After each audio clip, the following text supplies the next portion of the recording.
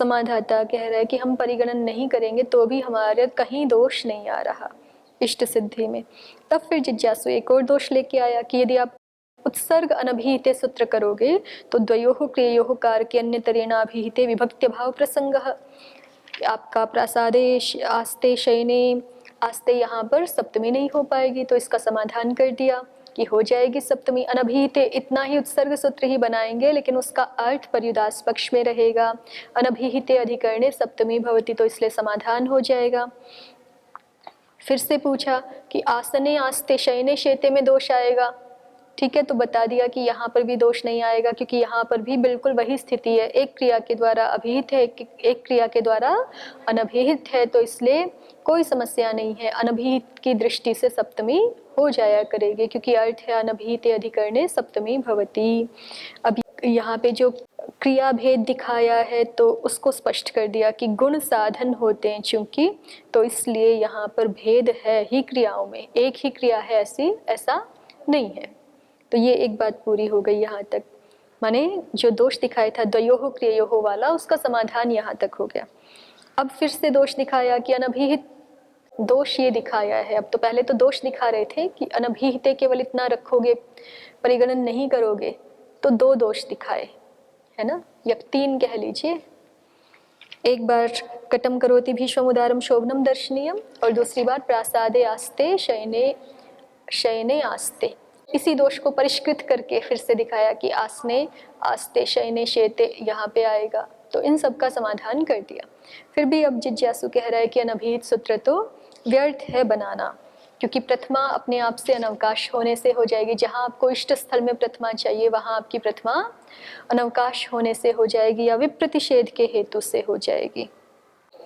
ऐसा कह करके जिज्ञासु ने अनभिहिते को अनर्थक ठहरा दिया यहाँ तक फिर से। ठीक है, जिज्ञासु ने कहा कि ठीक है, आपको परिगणन, जब आसने आस्ते इत्यादि का समाधान किया तब तक तो ये हुआ था समाधाता की ओर से कि हम अनभिहिते सूत्र तो बना रहे हैं, परिगणन नहीं कर रहे हैं और फिर भी कोई दोष नहीं आएगा। ठीक है, अब सीधे सीधे जिज्ञासु सूत्र पे ही आक्षेप कर रहा है फिर से कि आपको, हम तो ये कह रहे हैं ना कि अनभिहिते बनाने की आवश्यकता ही नहीं है ना, आपको क्यों बना रहे हो? क्रियते कटह आदि में प्रथमा हो जाए, कृतः कटह में प्रथमा हो जाए, उसके लिए ही तो बना रहे हो। तो वो तो अपने आप प्रथमा हो जाएगी। कहाँ प्रथमा हो जाएगी? कैसे, किस हेतु से? तो कहा अनवकाश हेतु से या फिर विप्रतिषेध के हेतु से प्रथमा हो जाएगी। तो आपको अनभिहित सूत्र बनाने की आवश्यकता है नहीं। यहाँ तक पहुँचे तो समाधाता अब कहता है कि बनाने की आवश्यकता है, अनभिहिते सूत्र बनाने की आवश्यकता पड़ेगी। क्यों पड़ेगी? कृत प्रयोगे तु परम विधानम षष्ठ्यास तत्प्रतिषेधार्थम। कृत प्रयोगे तु परत्वात् षष्ठी प्राप्नोति, कि जहाँ पे कृत प्रत्यय का प्रयोग होगा ना वहाँ पे परत्व से षष्ठी प्राप्त होने लगेगी। जो हमने कहा था पहले, न सिद्ध्यति परत्वात् षष्ठी प्राप्नोति, वो षष्ठी पाएगी कहाँ? कृत प्रत्यय के प्रयोग में। तो उसका प्रतिषेध करने के लिए हमें अनभिहिते अधिकार बनाना ही पड़ेगा। कृत प्रयोगे तु परत्वात् षष्ठी प्राप्नोति, तत्प्रतिषेधार्थम अनभिहिताधिकारः कर्तव्यः। दृष्टांत क्या दिया है? कर्तव्यः कटः। उदाहरण, कर्तव्यः कटः में प्रदीपकार ने लिखा है प्रथमाम परत्वात् बाधित्वा, कि आपने जैसे दिखाया कर्तव्यः कटः में, ये कृतः कटः जैसा ही तो प्रयोग है कि आपने दिखाया था द्वितीया को अवकाश हो गया कटम करोति भीष्ममुदारम में, है ना, और प्रथमा का अवकाश है वृक्षः प्लक्षः।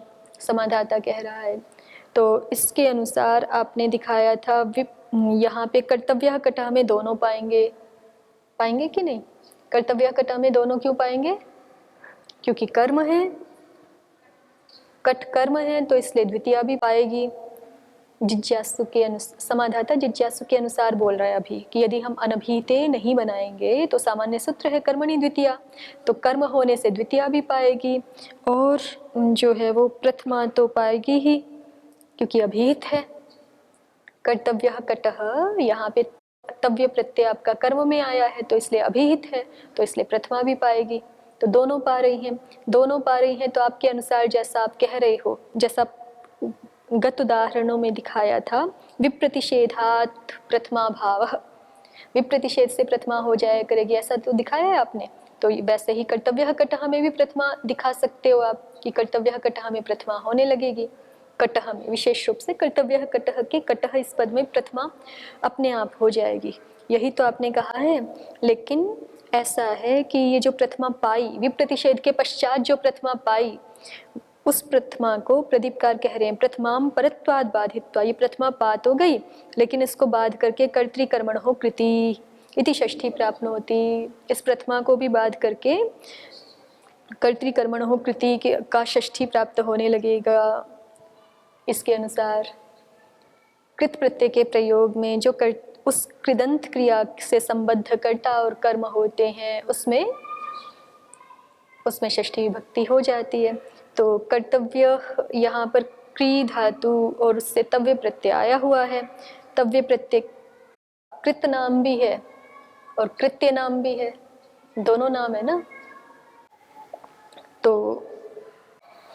अभी ऐसा देख करके कह रहे हैं कि इसका कृत नाम तो है ही, तो इसलिए कृत होने के कारण ये कृदंत क्रिया का कर्म है, ठीक है, कृदंत क्रिया का कर्म है, तो इसमें तो षष्ठी विभक्ति होनी चाहिए। उस षष्ठी को बांधने के लिए आचार्य क्या कह रहे हैं, अनभिहिते, वो षष्ठी ना हो यहाँ पर, इसलिए अनभिहिते कह रहे हैं। तो जब अनभिहिते बना देंगे तो कर्मणि द्वितीया इत्यादि पा ही नहीं रहे सीधे सीधे। अभी तो सारी जो प्रक्रिया दिखाई वो अनभिहिते को ना रख के दिखाई थी ना जिज्ञासु के अनुसार, क्योंकि विप्रतिषेध जिज्ञासु ने दिखाया है, तो जिज्ञासु के अनुसार ही दिखाया कि आपके अनुसार यहाँ विप्रतिषेध से प्रथमा होने तो लगेगी, लेकिन उस प्रथमा को भी बाध करके कर्तृकर्मणो कृति से षष्ठी होने लगेगी। उस षष्ठी को बांधना चाहते हैं, इसलिए हमें अनभिहिते करना आवश्यक है कि जिससे अनभिहित कर्म में द्वितीया हुआ करे, अनभिहित कर्म में द्वितीया हुआ करे और अभिहित कर्म में प्रथमा। फिर से अनभिहिते कहा है, तो इसका अर्थ है कि अनभिहिते कर्मणि द्वितीया किसको बांध लेगा, कर्तृकर्मणो कृति को बांध लेगा। तो इस तरह से जिज्ञासु कहता है स कथम कर्तव्य, ये अब जिज्ञासु फिर से पूछ रहा है कि वो अनभिहिताधिकार किस पक्ष में करना है। तो समाधाता ने बताया यद्येकत्वादयो विभक्त्यर्थाः, ये तो बात पहले से निश्चित हो चुकी है, उसी पे सारी चर्चा चल रही है। यदि एकत्वादि विभक्त्यर्थ है तब ही हमें अनभिहिते अधिकार करने की आवश्यकता है।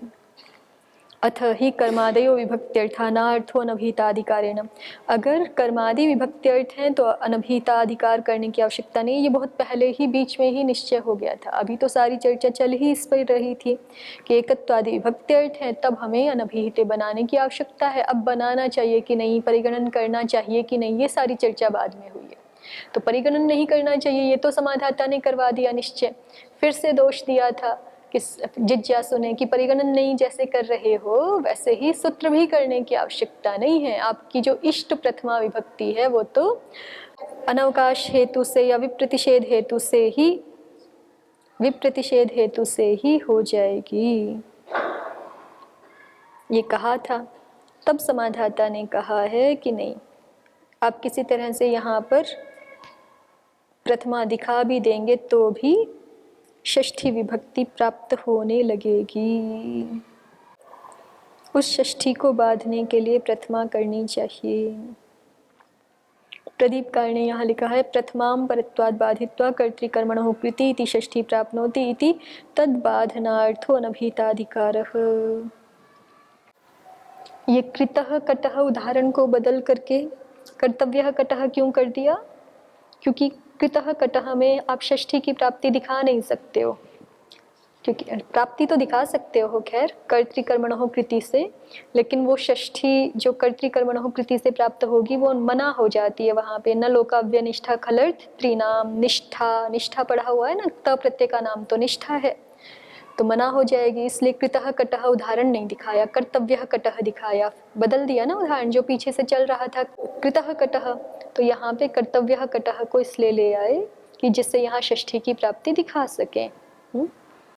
अब वैसे तो उद्योतकार इसमें और भी बात कर रहे हैं आगे, कृत्यानाम कर्तरी वा सूत्र निकालिए। पृष्ठ संख्या 531 पे मिला कृत्यानाम कर्तरी वा।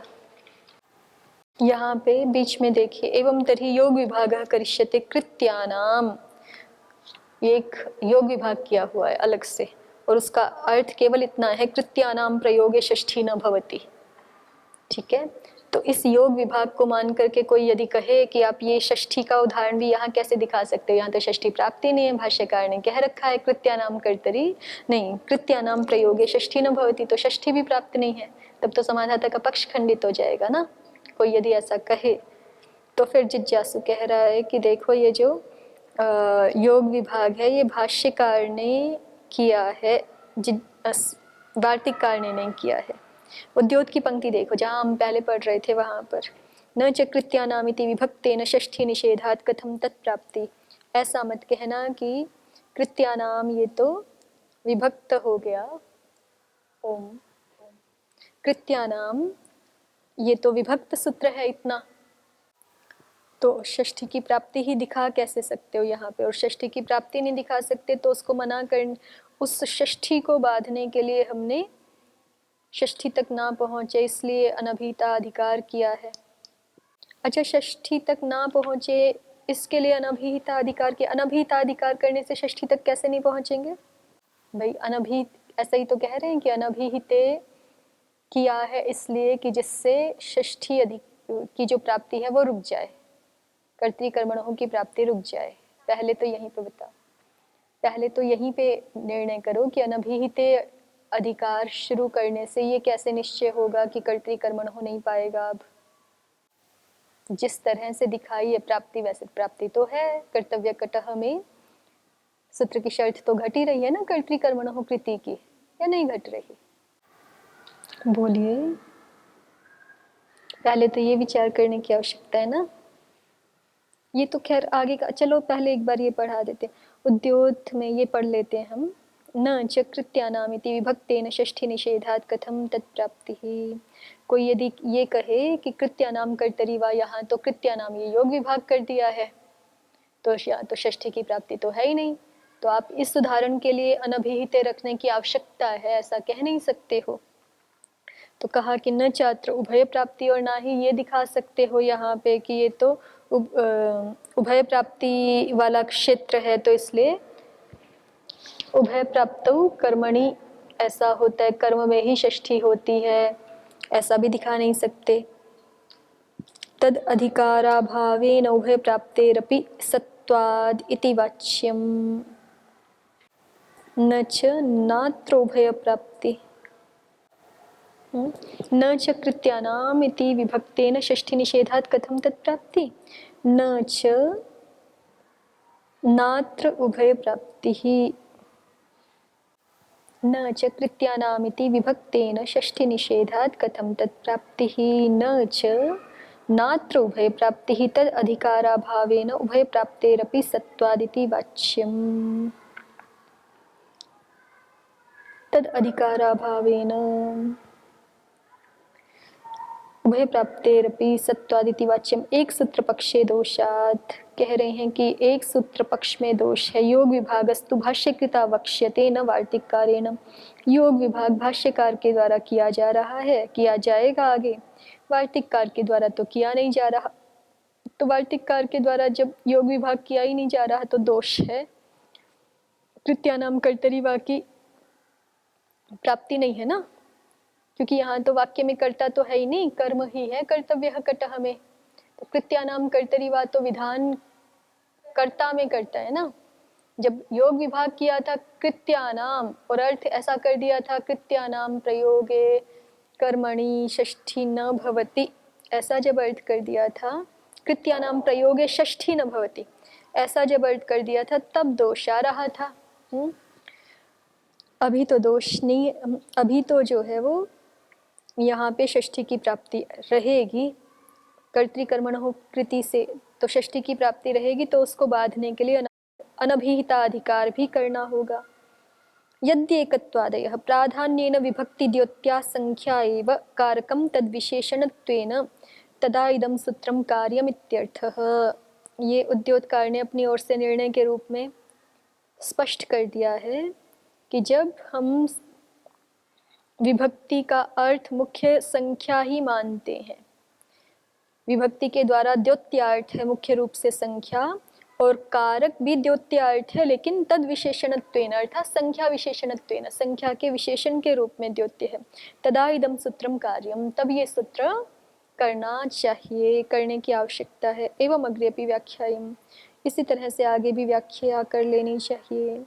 उक्तार्थानाम इति न्यायः शास्त्रोपात्त प्रधानार्थ विषय एव। उक्तार्थानाम ये जो न्याय है ये शास्त्रोपात्त प्रधानार्थ विषय में ही है। कारकस्य प्राधान्येन तत्वे तु व्यर्थम्, कारकस्य प्राधान्येन तत्वे तु व्यर्थम्। शास्त्रोपात्त जो प्रधानार्थ विषय है उसमें ही उक्तार्था नाम न्याय है। कारक कस्य प्राधान्येन तत्वे तु व्यर्थम, कारक का प्राधान्य मानने पर तो ये व्यर्थ है। फिर ननु तदापि द्योतक समावेशस्य दृष्टत्वात् कृतः कटः इत्यादौ क्रियते कट इत्यादौ च तद्वारणाय स आवश्यक इति चेत् न। द्योतक अर्थों का आपने समावेश किया है, दोनों अर्थों का, द्योत्यार्थों का, तो इसलिए जो उनके द्योतक पद हैं उनका समावेश होने से कृतः कटः इत्यादि में क्रियते कटः इत्यादौ च तद्वारणाय स आवश्यक इति चेत् न। आद्य विशेष्यत्वेन भानेन तस्य द्योत्यासंभवाद्, कृतः कटः में तो विशेष्य रूप से भाषित हो रहा है इसलिए तस्य द्योत्यत्व असंभवाद, उसका द्योत्यत्व नहीं बन रहा। अन्त्ये क्रियां प्रति तस्य विशेषणत्वेपि, और अंत्य जो उदाहरण है क्रियते कटः, वहाँ पे क्रिया के प्रति कारक का विशेषणत्व होने पर भी कट पदार्थे तत्वाभावेन, कट पदार्थ में तत्व अर्थात विशेषणत्व, कट पदार्थ अन्ते क्रियां प्रति तस्य विशेषणत्वेपि कट पदार्थे तत्वाभावेन तद उत्तर द्वितीया द्योत्यायाः असंभवाच्चेति दिक्। चलिए, तो ये उद्योत ने थोड़ी और चर्चा की है, लेकिन यहाँ पे मुख्य बात तो यही है जो भाष्यकार के द्वारा कही गई कि यदि हम एकत्वादियों को विभक्ति अर्थ मानेंगे तो सूत्र हमें रखने की आवश्यकता है, कर्म आदि को मानेंगे तो विभक्ति रखने की आवश्यकता नहीं है। अब एक बात पे बस विचार करो कि कृत प्रयोगे तो परत्वा षष्ठी प्राप्नोति, ये भी ठीक है, कर्तव्यः कटः में षष्ठी पा रही है। अब ये बात कही गई है कि अनभिहिता अधिकार कर दो जिससे कि षष्ठी की बाधा की जा सके, तो अनभिहिता अधिकार करने से ये षष्ठी बाधित कैसे हो जाएगी? तो कैसे पा रही है षष्ठी, ये तो हमने देखा कि अनभिहित अधिकार नहीं रख रहे, तो कर्तव्यः कटः में चूंकि कर्मणि द्वितीया सूत्र से कर्म होने के कारण, कट के कर्म होने के कारण द्वितीया पाई, और प्रथमा भी पाई क्योंकि अभिहित है कर्तव्यः के तव्य प्रत्यय के द्वारा, इसलिए प्रथमा भी पाई। अभी परत्वाद जो प्रथमा पाई उसको बाद के कर्तृकर्मणोः कृति से षष्ठी भी पाई। तो अनभिहिते जब कर देंगे तो फिर अनभिहिते जब कर देंगे तो कर्तृकर्मणोः कृति की प्राप्ति नहीं रहेगी। ये दिखा रहे हैं ना कि अनभिहिते कर देंगे तो कर्तृकर्मणोः कृति की प्राप्ति नहीं रहेगी। हाँ, क्योंकि जो है वो कर्तृकर्मणोः कृति में भी अनभिहित कर्ता कर्म होने चाहिए, इसलिए अनभिहिते अधिकार करोगे तो कर्तृकर्मणोः कृति के जितने भी उदाहरण हैं सब देखो, सारे कर्ता कर्म अनभिहित हैं, वहीं पे षष्ठी होती है। जैसे जो भी उदाहरण है भवतः शायिका, अपाम सृष्टा, ब्रजस्य भर्ता, सारे अनभिहित कर्ता कर्म है ना, उसी में षष्ठी होती है। शेष अधिकार यहाँ पे नहीं आ रहा है। शेष इति निवृत्तम पुनः कर्म ग्रहणात्, ठीक है, शेष हट गया है, इस सूत्र में नहीं है। इससे पहले वाले में तो था शेषित्येव, लेकिन इसमें नहीं है। तो यहाँ पे कर्ता और कर्म अनभिहित होने चाहिए। तो कर्ता कर्म अनभिहित होंगे तब षष्ठी की प्राप्ति होती है। तो फिर ये तो और उल्टा हो गया। नहीं, उल्टा नहीं हुआ, ठीक हुआ। आपका कर्तव्य कटह उदाहरण ऐसा है ना जिसमें अनभिहित नहीं है, अभिहित है, तो इसलिए प्राप्ति नहीं होगी। अनभिहित अधिकार करने से प्राप्ति नहीं होगी। लेकिन बीच में ये जो बात कही गई है जिज्ञासु के द्वारा, वस्तुतः जो अनभिहित का खंडन करने के लिए जो उसने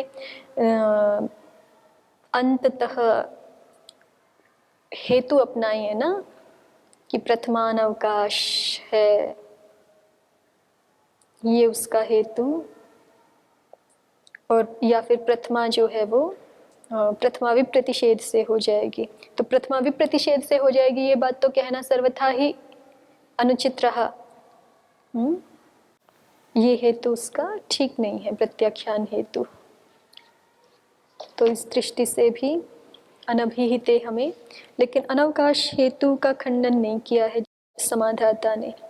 जिज्ञासु ने जो कहा कि प्रथमा अनवकाश है इसलिए हो जाएगी, उसका खंडन नहीं कर पाया समाधाता।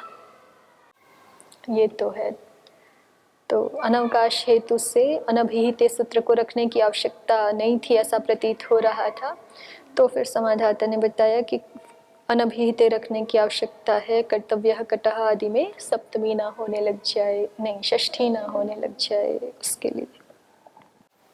तो अंततः क्या रहा, अनभिहित अधिकार रखेंगे, ठीक है, और परिगणन करने की आवश्यकता नहीं है। अनभिहित अधिकार रखेंगे, पर्युदास पक्ष रखेंगे, विभक्ति का अर्थ एकत्वादि रखेंगे, ऐसे करके एकत्वादि विभक्ति अर्थ मानेंगे तब अनभिहित करने की आवश्यकता है और परिगणन करने की आवश्यकता नहीं है। फिर काशिकाकार आदि क्यों परिगणन बताते हैं, या प्रथमावृत्ति में भी क्यों परिगणन बताते हैं? क्योंकि यदि परिगणन नहीं करेंगे तो फिर इतना सारा समझने की भी तो आवश्यकता है जितना सारा भाष्यकार ने लिखा। तो जब हम प्रारंभिक रूप से व्याकरण पढ़ते हैं तो वहाँ पे इतनी सारी बातें नहीं की जा सकती, वहाँ पे शंका समाधान, तो इसलिए उसको सरलता की दृष्टि से परिगणन है। सामान्य रूप से आप ये समझो कि जो है वो सुप्तिंग आदि ये तिंग कृत तद्धित समास के द्वारा अनभिहित, कि जिससे क्रियते कटह आदि में द्वितीया क्यों नहीं हुई, ये सामान्य रूप से एक उत्तर मिल गया, ठीक। और नहीं तो परिगणन नहीं रखें तो फिर ये क्रियते कटह में वो हमें न्याय अलग से बताना पड़ेगा ना, कि अभिहिते विहितम न भवति, ये अलग से समझाना पड़ेगा फिर, ठीक है। तो उसको नहीं समझाना है तो सीधे सीधे कह दो कि तिंग कृत तद्धित समास के द्वारा अनभिहित वहीं पे कार्य होता है, ठीक। अस्तु अद्वैतावती। ओम शांति शांति शांति। ओम श्री परमात्मने नमः। ओम श्री गुरुभ्यो नमः।